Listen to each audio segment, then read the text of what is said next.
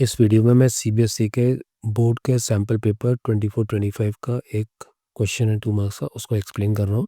Question एक ये है कि एक L1 और L2 नाम की एक लिस्ट है और उसमें कुछ नंबर रखे हुए हैं। हमें कुछ क्वेश्चंस दिए हुए हैं, इनको सिंगल लाइन स्टेटमेंट में और वो भी लिस्ट के फंक्शन को यूज़ करके इनका आंसर लिखो। इसमें मैंने देखो दोनों लिस्ट L1 और L2 दोनों लिस्ट बना रखी है। ऊपर मैंने उनके इंडेक्स नंबर भी लिखे हुए हैं और इसमें 4 क्वेश्चंस हैं। Write a statement to count है, दूसरे में स्टेटमेंट सॉर्टिंग असेंडिंग ऑर्डर में, एक में इंसर्ट करने एलिमेंट L2 के सारे L1 के एंड में और एक reverse the element of list L2 है। तो मैं एक-एक करके बताऊँगा। पहला क्वेश्चन देखो ये है, write a statement to count the occurrence of 4 in a L1। मतलब हमें इसमें काउंट करके बताना है कि L1 कहाँ है, तो हमें उसका स्टेटमेंट लिखना है।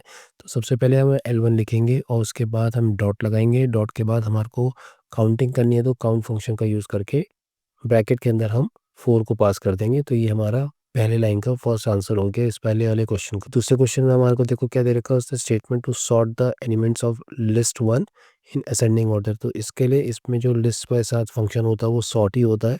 तो हम L1 डॉट सॉर्ट लिख के 2 ब्रैकेट्स लगा देंगे। ये हमारे दूसरे क्वेश्चन का स्टेटमेंट हो गया, जो हमें सॉर्टिंग ऑर्डर में देगा, वो भी किसमें, असेंडिंग ऑर्डर में। जो हमारा नेक्स्ट क्वेश्चन है उसमें यह है कि हमें एक स्टेटमेंट लिखना है, insert all the elements of L2 at the end of L1। तो मैंने इसको यूजिंग फंक्शन और विदाउट फंक्शन दोनों से लिख के दिखा रहा हूँ। अगर हमें यूजिंग फंक्शन से करना है तो हमें इसमें एक्सटेंड का यूज करना होगा।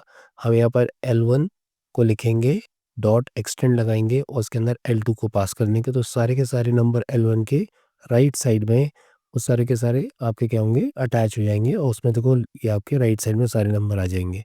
इसको अगर विदाउट फंक्शन से आ गया तो बहुत सिंपल सी लाइन है, आपको कॉनकैट का यूज़ करना है। आप L1 equals to L1 plus L2 करेंगे, ये भी आपको एक्सटेंड की तरह ही करेगा और आपके सारे के सारे जो नंबर हैं लिस्ट के वो L1 में जाके अटैच होंगे राइट हैंड साइड में।